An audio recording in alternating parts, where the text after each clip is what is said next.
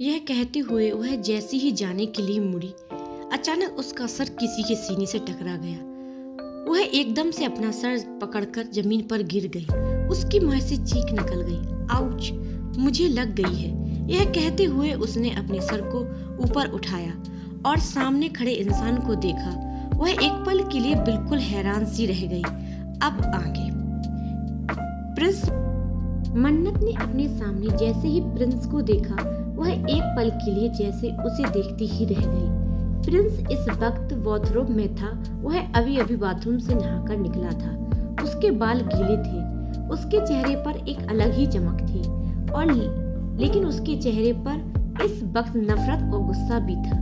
वह भी सिर्फ और सिर्फ मन्नत के लिए था। मन्नत को ऊपर से लेकर नीचे तक घूरते हुए गुस्से में बोला, सबसे पहली बात, तुम्हारी हिम्मत कैसे हुई मेरे कमरे में अपने मनहूस कदम रखने की? यह सुनते ही मन्नत ने अब तुरंत आसपास देखा। उस कमरे को देखकर मन्नत के पैरों तले जमीन खिसक चुकी थी। मन्नत ने हकलाते हुए कहा, वो मम्मा पहले क्यों नहीं बताया कि ये कमरा? इसके आगे वह कुछ बोल ही नहीं पा रही थी, क्योंकि उसे महसूस हो रहा था कि किसी की गहरी काली निगाहें उसे गुस्से से घूर रही हैं। अंदर तक मन्नत अब अपना थूक कुटकने लगी और प्रिंस अपने कदम उसकी तरफ बढ़ाते हुए बोला, क्यों, तुम्हारे मुंह में जुबान नहीं है या तुम मुझे आंसर देना नहीं चाहती हो? कहीं ऐसा तो नहीं कि तुम्हारे अंदर एटीट्यूड हो? यह कहते हुए वो अब नीचे झुका। उसको ऐसे अपने ऊपर झुकता देख मन्नत के पैर कांपने लगे। वो अब हकलाते हुए बोली, नहीं वो मैं तो यह पर बस।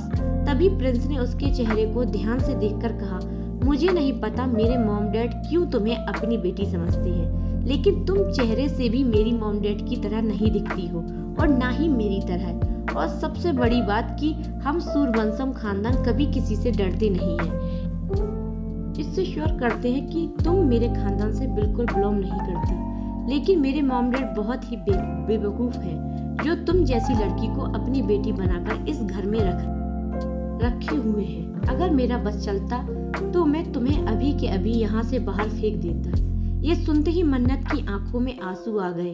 वो रोते हुए धीरे से बोली, आप मुझसे?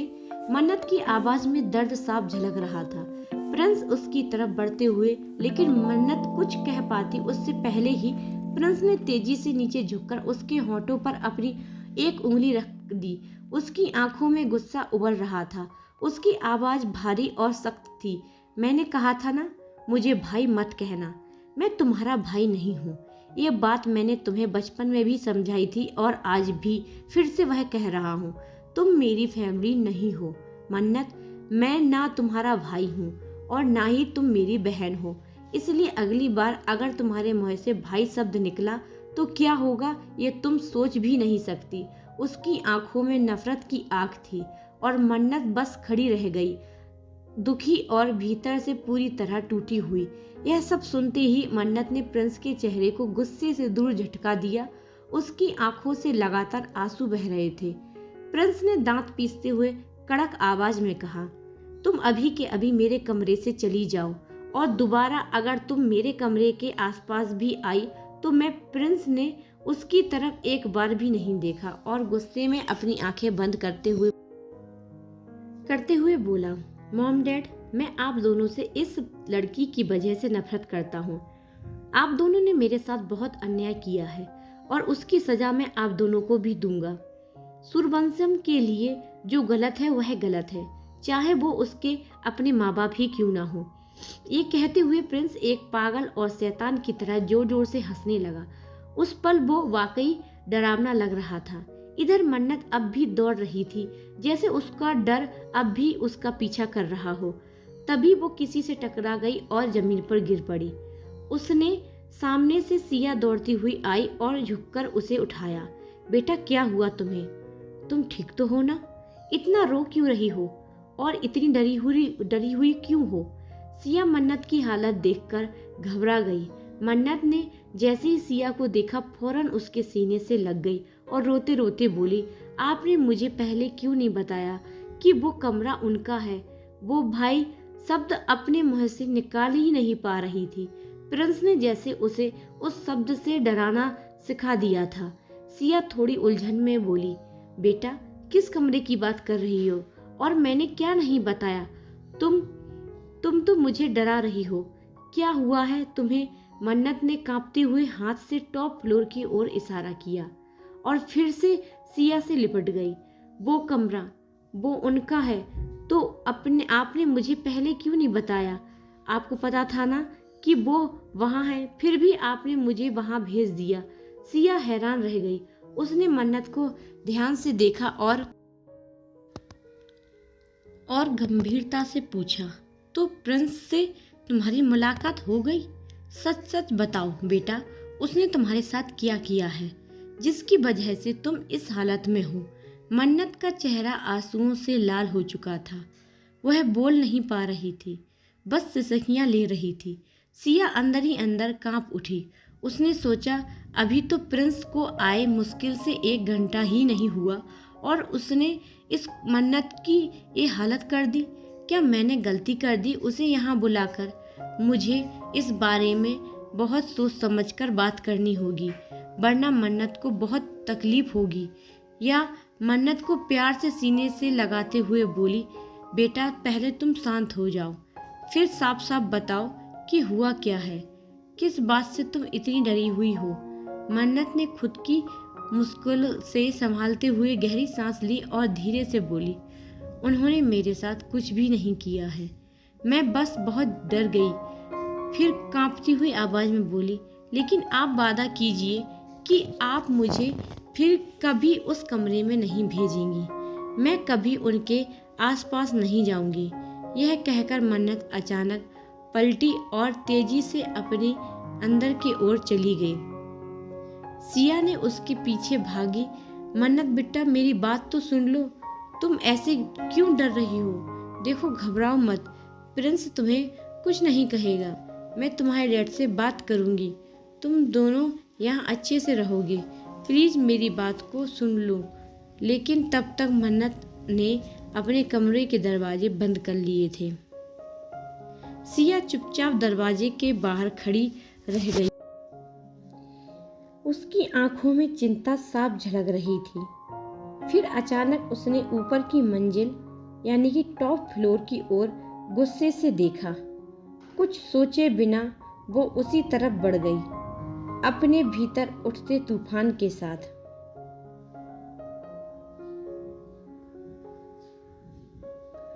उधर कमरे में पहुंचते ही मन्नत सीधा पलंग पर गिर गई।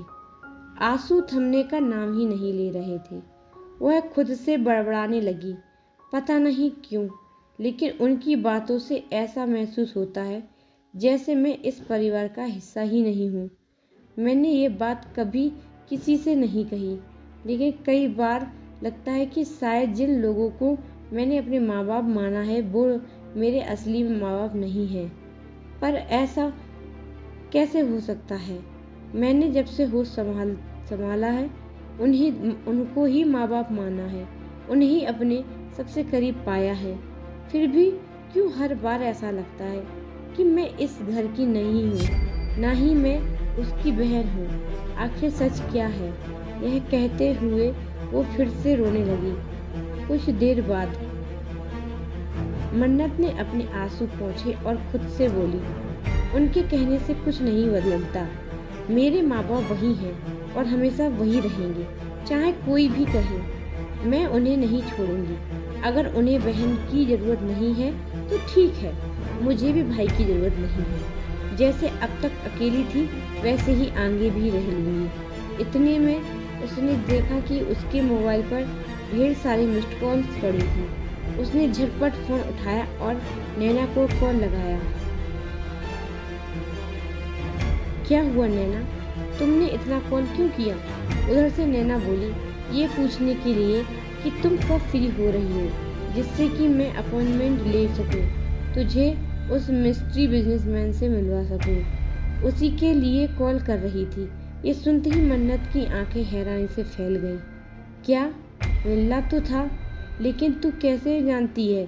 नैना ने हंसते हुए कहा, तूने कहा था ना कि मैं तुझे उनसे बात करनी है। हमने अपॉइंटमेंट ले ली है, इसलिए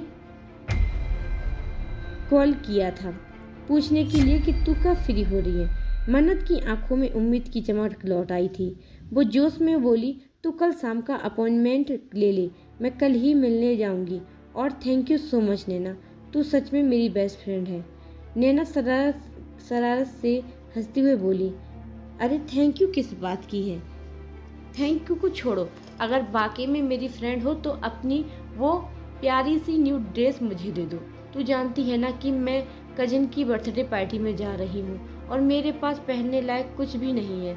मन्नत मुस्कुरा दी और अंधेरे में एक हल्की सी रोशनी लौट आई। मन्नत मुस्कुराकर बोली, तू कैसी बातें कर रही है नैना? मैंने कभी तुझे रोका या कुछ लेने से? जो चाहिए जब चाहिए आकर ले जाना। ये सुनकर उधर से नैना ने खुश होकर कहा, थैंक यू सो मच यार, मैं अभी आ रही हूँ। कॉल कट होते ही मन्नत ने बीती बातें झटक दी और खुद से होश में बोली, कल फाइनली मैं उससे मिलने जा रही हूँ, उस इंसान से जिसने मेरी वीडियो के साथ इतना गलत किया है। थोड़ा रुककर अपने खुद से पूछा, लेकिन मैं एक बड़े बिजनेसमैन से मिलकर कहूँगी क्या? फिर खुद ही जवाब भी दे डाला, मैं सीधा सवाल करूँगी, ऐसा क्या कमी रह गई थी मेरे वीडियो में जो आपने उसे रिजेक्ट कर दिया? मैं तो 2 सालों से इस कंपनी में काम कर रही हूँ, शुरुआत से ही ऑनलाइन काम किया, अभी ऑफिस नहीं गई, फिर भी मेरी एक अलग ही पहचान थी और अब आप मुझे ऐसे कैसे हटा सकते हैं? हाँ, मैं यही सब कहूँगी, मैं जवाब लेकर ही लौटूंगी। कहते हुए उसके चेहरे पर एक आत्मविश्वास भरी मुस्कान आ गई। फिर वो सीधा वॉशरूम की तरफ बढ़ गई।